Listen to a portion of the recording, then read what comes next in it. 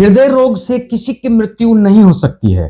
अब क्यों हृदय रोग से किसी की मृत्यु नहीं हो सकती है, मैं आपको इसका ट्रिक बताने वाला हूं। इस आज के इस जबरदस्त वीडियो में मैं आपको दो बातें बता सकता हूं। ठीक है, पहली बात, आप जो वीडियो को देख रहे हो यानी कि उनसे सारे कार्डियोलॉजिस्ट जितने भी हैं वो बेरोजगार होने की संभावना हो सकती है उनको। दूसरी, ये वीडियो देखने के बाद आपको फिर कभी भी diabetes, high blood pressure, cholesterol, ठीक है, मोटापा या हृदय रोगों के लिए किसी डॉक्टर के पास जाने की शायद जरूरत ना पड़े।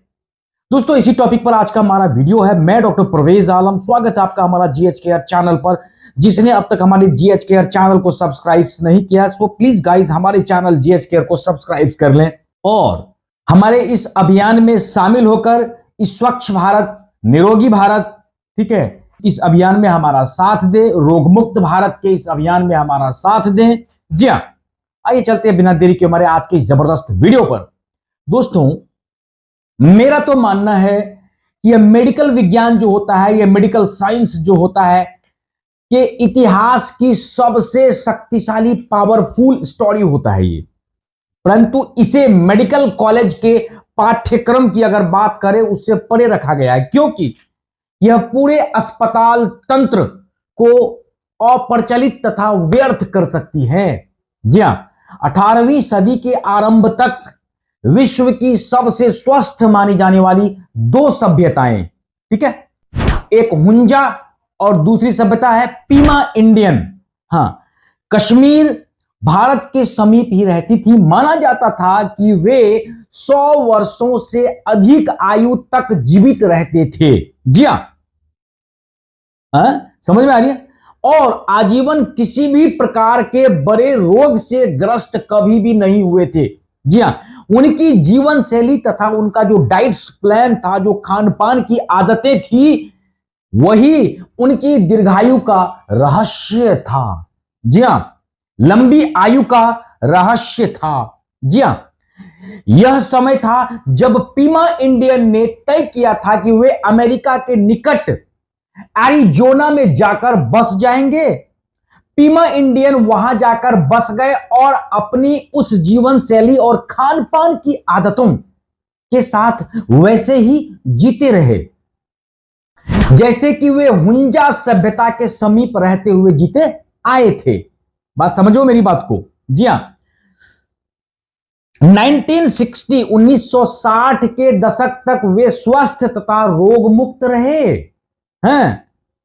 तब अमेरिका की सरकार ने उनके आगे यह प्रस्ताव रखा कि वे अपनी कृषि भूमि सरकार को सौंप दे और इसके बाद उन्हें आजीवन भोजन की आपूर्ति कर दी जाएगी। मेरी बात को समझो।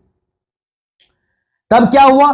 पीमा इंडियन मान गए और इस तरह उन्हें सरकार की ओर से पैक्ड और फास्ट फूड मिलने लगा। उसके बदले में, जमीन के बदले में। देख ले रहा हूं अब क्या हो रहा है, यहां से कहानी शुरू होती है। ठीक है, मिलने लगे क्या? डब्बा बंद और जो पैक्ड फूड थे वो सब मिलने लगा। 1970 के दशक तक पीमा इंडियन पूरे वर्ल्ड में, पूरी दुनिया में सबसे रोगी सभ्यता के रूप में जाने लगा। पहले निरोगी थे, अब रोगी सभ्यता हो गया। क्यों हो गया? पैक्ड और प्रोसेस्ड फूड, जो उनको डब्बा वाला, जो पैकेट बंद जो डब्बा था वो उनको मिलना शुरू हो गया। उस वक्त पूरे दुनिया में सबसे रोगी सभ्यता के रूप में जाने लगा और उनके समुदाय के सभी मेंबर, सभी सदस्य एक या अनेक रोगों से ग्रस्त हो चुके थे।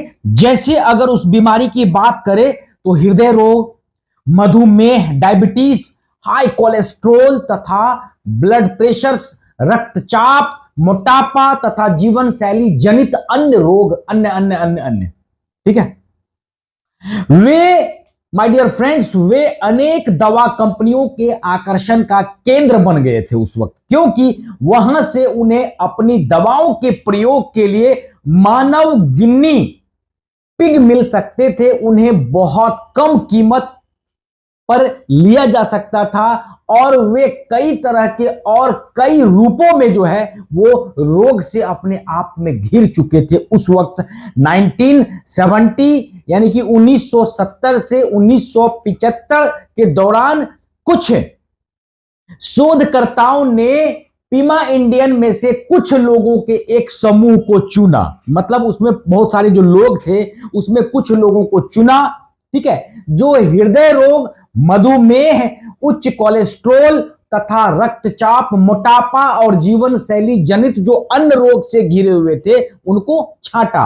उन्होंने तय किया कि वे उन लोगों को एक बार फिर से उसी मूल आहार, जो डाइट प्लान चल रहा था उनका, जो कृषि से मूल आहार पर ले जाएंगे जिसे वे प्रयोग में पहले लाते थे। और हुंजा भारतीय अब भी वो प्रयोग में लाते हैं अभी तक।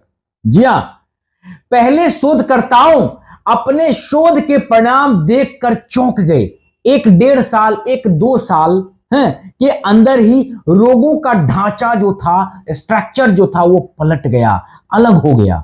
कोलेस्ट्रॉल तथा रक्तचाप, जो ब्लड प्रेशर के स्तर सामान्य होने लगे उन रोगियों का, ठीक होने लगा। ब्लड ग्लूकोज, जो शुगर की मात्रा थी, डायबिटीज की जो मात्रा था, उसका जो स्तर भी बिल्कुल नॉर्मल होना शुरू हो गया। लोगों का वजन घटना शुरू हो गया, ठीक है, और उनकी आर्टरियों में हो चुके जमाव में भी जो है वो कमी आना शुरू हो चुका था, ठीक है।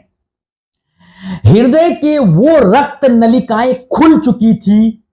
जी हां, यह साफ हो गया था कि वो भोजन रोगों से बचाव कर सकता था उनको, यानी कि रोग से लड़ने की क्षमता दे सकता था उनको। जी हां, वही उन रोगों को मिटाने में भी सफल रहा था। अब सवाल यह उठता है माय डियर फ्रेंड्स कि ऐसी कौन सी जादुई पद्धति थी जिसने हुंजा इंडियंस को रोग मुक्त व स्वस्थ रहने का तथा पीमा इंडियंस को अपने रोगों से मुक्ति पाने में मदद की। आखिर कौन सा ऐसा जादुई नुस्खा था उसके पास? My dear friends, doctor T Colin Campbell ने इसे चाइना स्टडी डाइट प्लान कहा। मेरी बात को समझो। अब सवाल यह उठती है कि चाइना स्टडी ये डाइट प्लान क्या है, मैं बताऊंगा। इसीलिए तो कह रहा हूं आज का वीडियो आपके स्वास्थ्य को देख करके बनाया गया दोस्तों। बड़ा ही कॉन्सेंट्रेट होकर के हमारे वीडियोस को देख रहा है। रुक जाओ, इधर उधर नहीं जाना है, हमारे वीडियो को देखो।